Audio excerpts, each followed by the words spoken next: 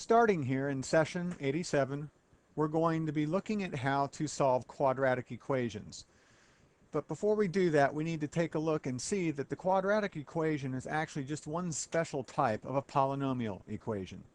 So in this session, we're going to be looking at some of the different types of polynomial equations and how you get them in standard form. First of all, let's take a look at our first example, ax plus b equals 0. Remember, x here is going to be our variable. It varies, it changes, it has different values assigned to it as you try to solve it. The a and the b represent constants. As x varies and changes values as you try to graph it or solve it, the a and the b don't change. They remain constant. In our next example, ax squared plus bx plus c equals 0. Once again, x is our variable. Here our variable is raised to the second power. It's a square. And our same variable here, x, is written to a lower power, a degree or a power of 1. And in this equation, a and b and c are all constants. Lastly, here we have ax to the third plus bx squared plus cx plus d equals 0. Here's our x variable raised to the third degree, the third power. Our x variable here raised to the second power, and then raised to the first. And in this last example, a, b, c, and d are all constants. Well, much of the algebra that we have been dealing with up to this point has been dealing with linear equations. And here, to get an equation into what it's called a standard form, the standard form represents all portions of that polynomial being written on the left-hand side, and then the right-hand side being 0. And you could flip it. The left-hand side could be 0, and on the right-hand side you could have all the other monomials combined together. But typically we put the 0 on the right, and we put all the other monomials that compose that polynomial on the left. And you normally write it in descending order of the degree. So in this first example here, we have x to the first, and once again, even though we did not write a 1 here as an exponent, it is still there. And then we write our constant here afterwards. So we have descending order here.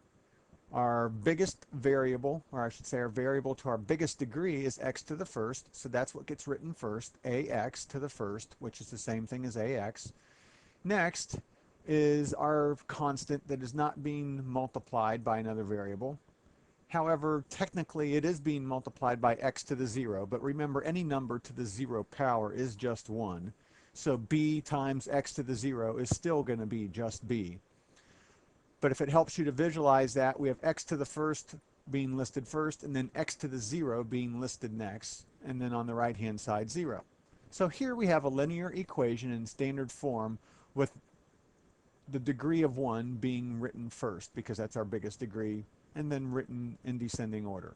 Our second example here is called a quadratic equation. In our quadratic equation, our variable x is actually raised to the second power. So any polynomial equation that has its variable, or has its variable raised to the second power, is called a quadratic equation. Any equation, any polynomial equation that has its variable raised to its biggest degree of only being 1, that's called a linear equation. And then lastly, ax to the third plus bx squared plus cx plus d equals 0. Anytime you have a polynomial equation and your variable is raised to the degree of 3, with 3 being the largest degree within the polynomial itself, that is called a cubic equation in standard form. And as we can see here in our cubic equation, we write our x to the third first, then our x to the squared second, our x to the first third, and then our x to the 0, which is just going to be giving us our d times 1, which is just d. We would be writing that last. And then once again, on the right-hand side of each of these equations, you're going to have a 0. Linear equation has a degree of 1. Quadratic equation has a degree of 2. Cubic equations have a degree of 3. The next few sessions, we're going to be dealing with the second type of polynomial equation here called a quadratic equation. And once again, quadratic equations are going to have a variable in it that's being squared. Here are several different polynomial equations having different degrees to them. And the question here is to rewrite each of these equations in standard form. Let's take a look at our first example, 11x equals 6. We only have one term here in this entire equation that has a variable within it, and that's our 11x. And it's being raised to the power of 1. So what we have here is a linear equation. We need to rewrite this such that it's in standard form. Well, we already have our 11x on the left, and that represents our variable raised to the highest degree. But what we need to do is get rid of this 6 that's on the right. Well, in order to do that, we need to subtract both sides of the equation by 6. On the left-hand side, we are now going to have 11x minus 6. So I'm going to rewrite that 11x minus 6. That's on the left-hand side. On the right-hand side, we now have 6 minus 6, which is 0. So 11x equals 6 being rewritten in standard form gives us 11x minus 6 equals 0. Let's take a look at our second example here. 9x squared equals 4x minus 1. We want to get this equation into standard form. And this equation has its largest degree as a 2, so it's called a quadratic equation. Well, once again, to get in standard form, we have to have all of our monomials that are a part of that together on the same side of the equation. Our 9x squared is okay by itself, so what we now need to do is we need to subtract that 4x minus 1 from both sides. Well, remember, subtracting is the same thing as adding the opposite of, so what we're going to actually be doing is adding a negative 4x into plus 1 to both sides. So there's our 4x plus 1. What is 9x squared? Is there another term that has an x squared in it?